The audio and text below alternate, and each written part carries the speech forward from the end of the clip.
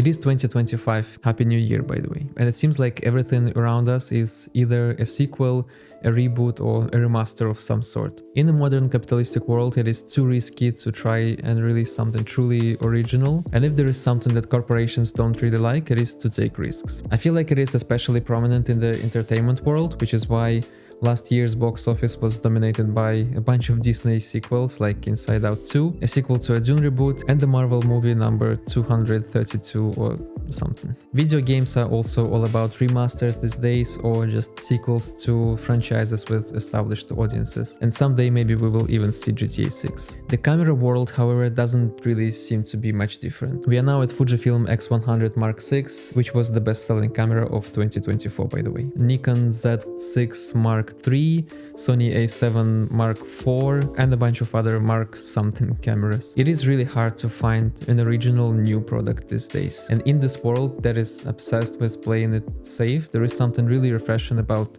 going back to where it all began. And lately that's exactly what I've done with this, a camera that once took a big risk in the world of sameness, the original Sony RX100.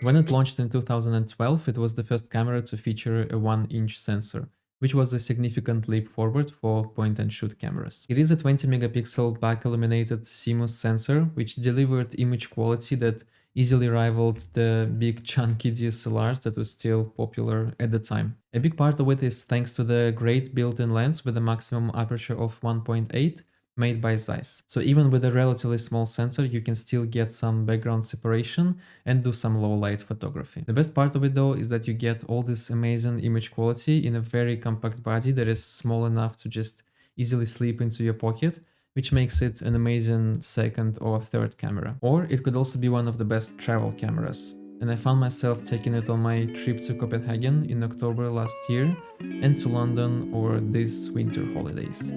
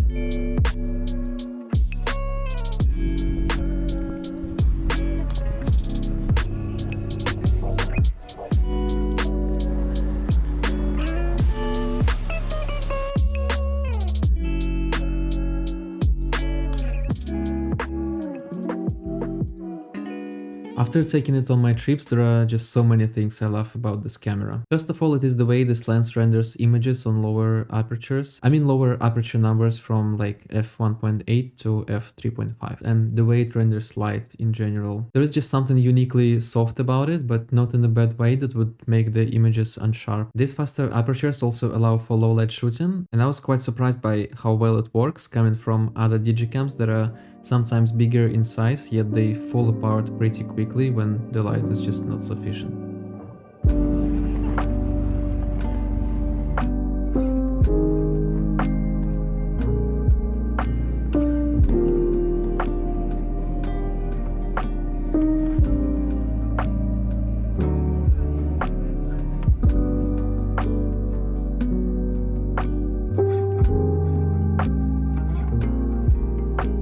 If you step the aperture down to f4 and above, the images are very sharp and detailed, so it seems like Zeiss is not just the logo here. And I really like the zoom flexibility here, which again is perfect for travel or just casual everyday photography.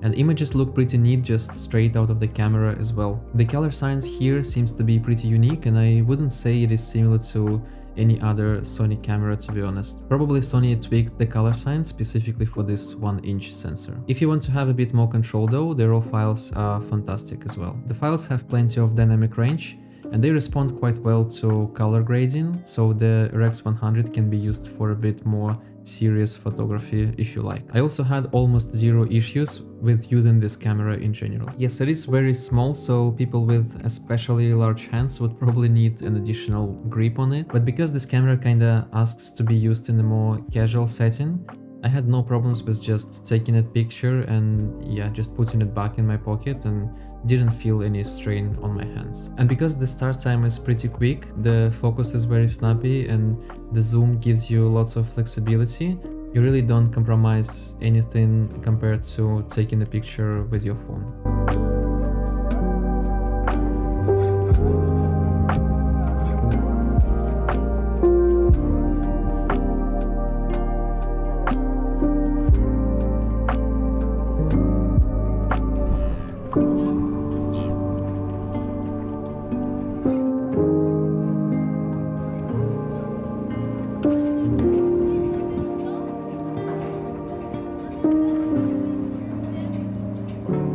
So is this camera actually perfect and can it replace your phone for photography? It is a bit of a tricky question, but mostly because of the video capabilities, which on this camera are just plain bad. And I don't think anyone would actually use one of these for video these days, to be honest. But there are some small limitations for photography as well. For instance, when you take pictures indoors and there is not that much natural light, this camera has really hard time focusing, so your phone might probably be much better at this point. I also still don't fully understand when this camera responds to pressing the on and off button, and sometimes it responds to just an accidental press, and sometimes you need to press longer for it to turn on, but then you have this muscle memory of a shorter press, so you just end up pressing it many times, hoping that it will turn on eventually. It doesn't happen very often, but it's still kind of weird and annoying. But besides that, I really cannot say much more negative about this little machine.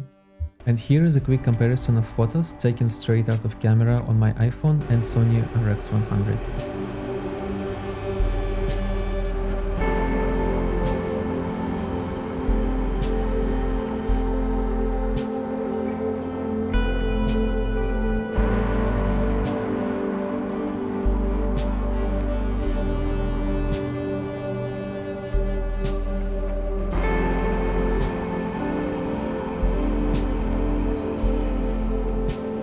So overall, I think that most people should actually at least try one of these. The vibes of the pictures that this camera takes are just so special, and they have a bit more soul than the over-processed iPhone photos, at least in my opinion. And if you can spend a bit more time editing raw files, you can get some really amazing results that will be not so far from more professional cameras. Now about pricing. When the RX100 just came out, it wasn't exactly cheap, around $650, but it was still competitively priced for what it offered. These days you can find it much cheaper on the used market, usually around $200, and I got mine for just around $150 in mint condition, so sometimes you just get lucky. And this is not much more expensive than most of the other digicams nowadays, making it one of the coolest ways to kinda own a bit of camera history at this point without breaking the bank. And that's what makes this camera really special. It was and still is original. It wasn't just another incremental update, it was Sony really taking the risks, and they seem to have paid off. After this original RX100, Sony proceeded to release